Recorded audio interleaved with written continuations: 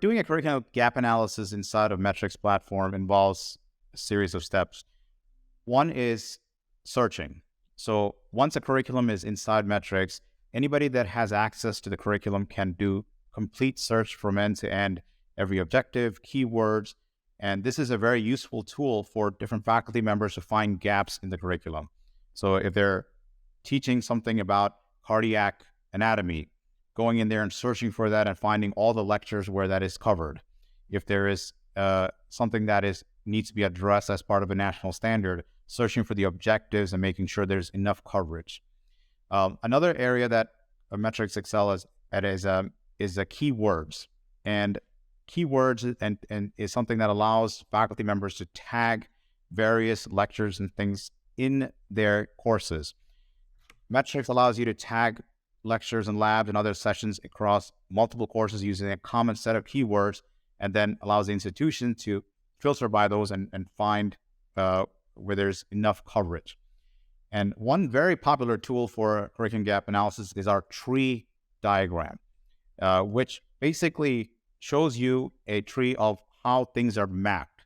It's a bird's eye view of the entire curriculum and shows you the mapping for the national objectives down to the institutional objectives, down to the course objectives, down to the session objectives. So it shows you how all those connections are made, and a dean can quickly look at this and say, this particular course is mapping too heavily to these set of objectives on the national level. We should spread that out so that we're covering more of the national standards in different lectures.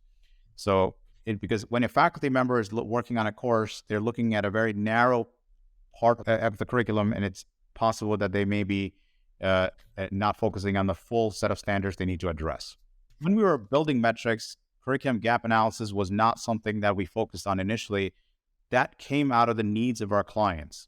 We realized that they needed to address certain things as we were revising the curriculum, and they also had needs for maintaining the curriculum throughout the semesters and years. So that's how it slowly became a part of Metrics, and these evaluation tools for the searching and reporting and dashboards got added over a period of time as these things came up for our clients when they were evaluating their curriculum.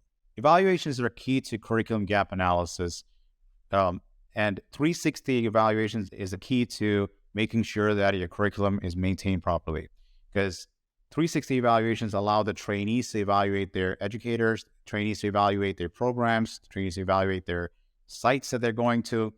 This type of feedback makes sure that you're crowdsourcing the data necessary to make sure that your curriculum is staying aligned with the national standards. So the key benefits of using curriculum gap analysis in Metrics is to save time and focus on education. Our company's tagline is learn medicine, not software, so that you are focused on educating and not on administrating. You would do curriculum gap analysis for the purpose of tracking where you're teaching things in the curriculum. Also, for when accreditors come, they're going to want to know, are you actually teaching what you are saying you're teaching in your curriculum? That's really important. It helps faculty align their teaching longitudinally across the curriculum by knowing what's being taught. So making sure there's no redundancies and gaps and overlaps. Without Metrics, the curriculum gap analysis is very tedious and manual. That reminds me of actually being instructed to put together a 70-foot wall. It was like 4 feet by 7 foot, and having course directors put up these magnets which represented their events and sessions, and trying to figure out, okay, what's being taught so that they could see it. But the problem is that there wasn't a search button for that wall. So if you don't have Metrics, here's what gathering feedback looks like. It's very manual. It's on paper. It's a lot of work. Or when I did feedback manually, it was very time consuming. Obviously, it was manual and not automated. I was printing off paper, and I was physically walking to the course directors and having them fill out feedback, and then I'd have to take it and scan it. And it was just a whole manual process that didn't really provide the results necessary in a reasonable amount of time.